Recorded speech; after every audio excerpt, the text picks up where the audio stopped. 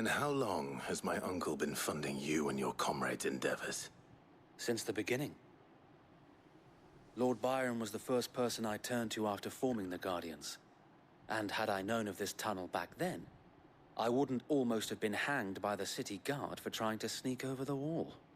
I suppose a formal request for an audience would have appeared suspicious. And appearances must be maintained. Were the Vice-Regency to catch wind of Lord Byron's involvement in our movement, they'd seize his estate and send him to the gallows, where he would be of no use to anyone. And so, though it sickens him to the soul, he plays the part of the loyal lord, knowing that one wrong move might prove his downfall. It is why he remains ever vigilant. Don't be surprised if he refuses you an audience, especially since you're famously dead. Then I will have to think of a way to prove that I am neither wraith nor wrongdoer. I might have something which could help with the latter. It's the mark of the Guardians. Display it, and those who love Rosaria will know where your loyalties lie.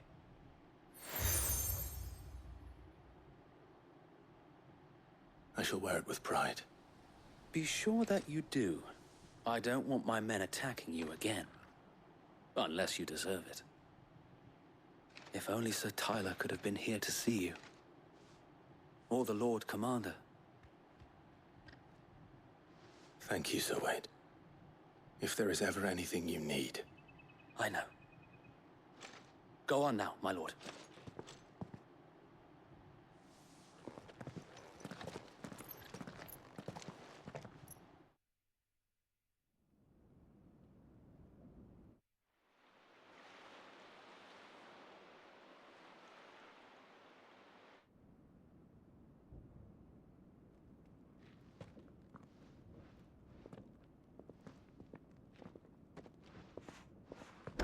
How accommodating.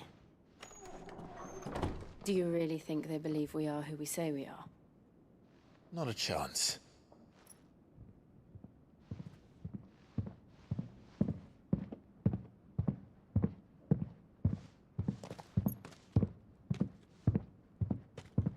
Right, I guess. My uncle believes we're imposters here to rob him. And means to string us up himself.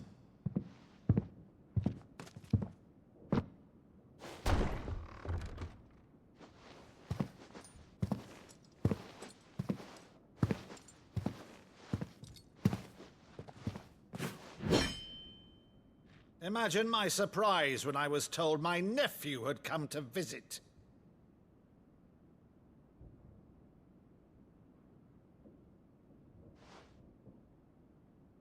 Clive Rosfield died long ago. And for uttering his name here, you shall pay with your tongue!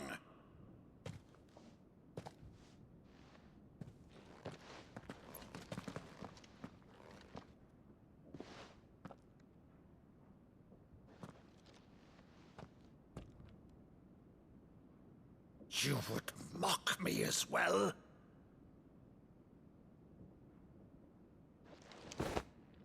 It is I, Sir Crandall of Camelot, loyal servant to Her Serene Holiness, Saint Sybil the Unshod.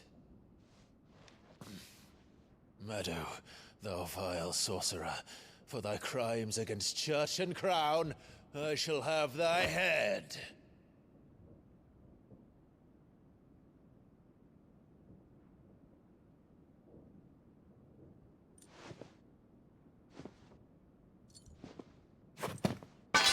Curse thee, infectious flax wench. Even in death, must thou plague me still? Very well. I shall open the gates of hell, that thou might see thy charge once more.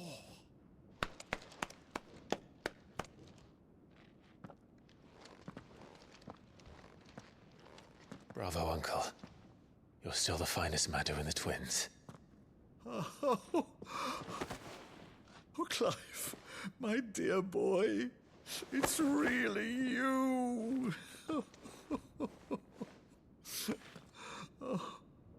You always always were fond of that scene from The Saint and the Sanctuary. Never did let me play Sir Crandall.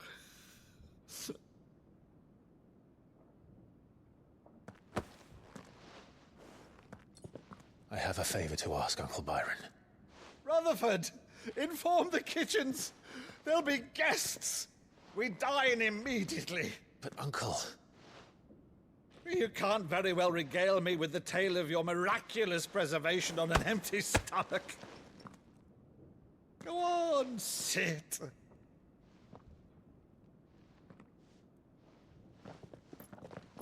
See that you use the good plates, Rutherford.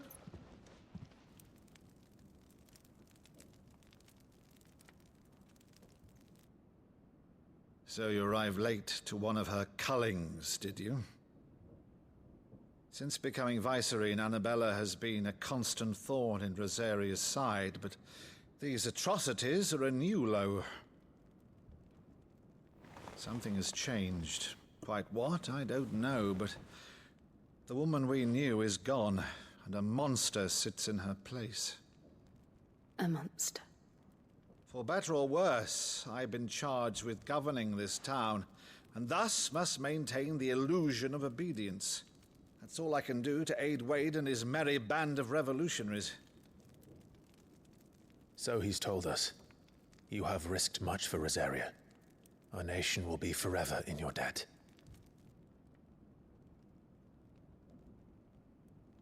It has been 20 years, Clive. The nation your father and your forefathers fought to defend is no more. Perhaps it would be otherwise had I the courage of my brother.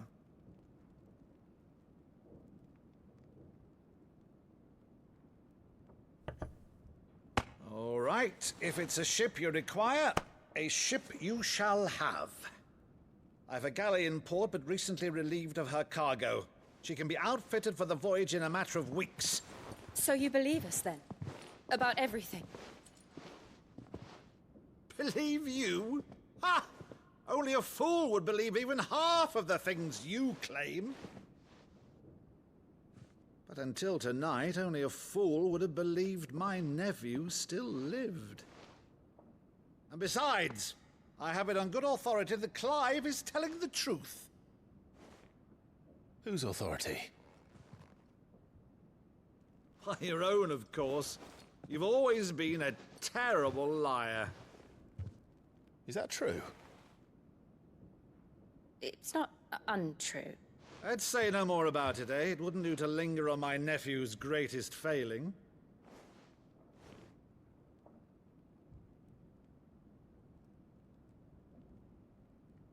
The one thing I cannot believe, though, is all this about you being Sid. You were always such a good boy, but now you're quite the outlaw. Which, if I'm not mistaken, would make me an outlaw's uncle. Right then, who shall we pillage first? Rutherford, fetch me my cutlass. This will be fun.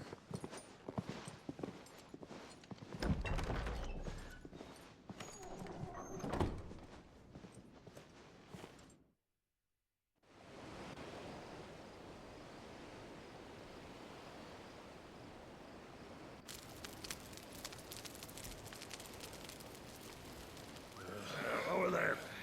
Go on. She's a fine ship, isn't she? Once outfitted, she'll bear us across the boiling sea to Drustinus in the space of 3 days.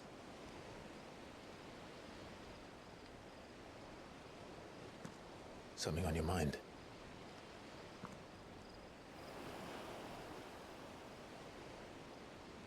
Monsters. When I served the Iron Kingdom, I did so because I saw no other choice. Because once they learned that the lash would not move me, they turned it on those who could.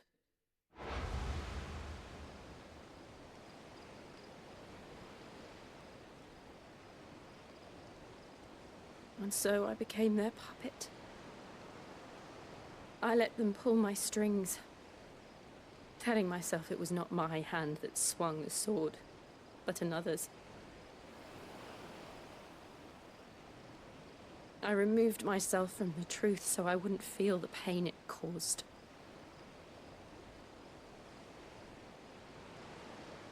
And before I knew it,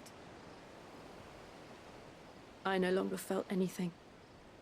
Anything at all.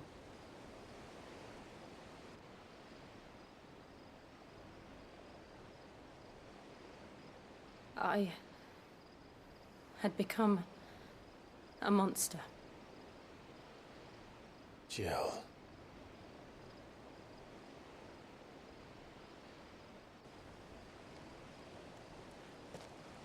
I don't want to be a monster, Clive. Do you understand? I want to choose a different path, a better path. To live on my own terms. But before I can do that, I need to come to terms with my past.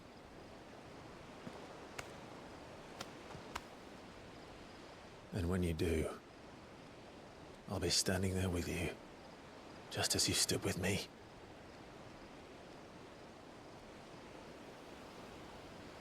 Thank you, Clive. I must atone for my sins. Only then, when it's done, will the monster cease to be. Just promise me that you won't die with it.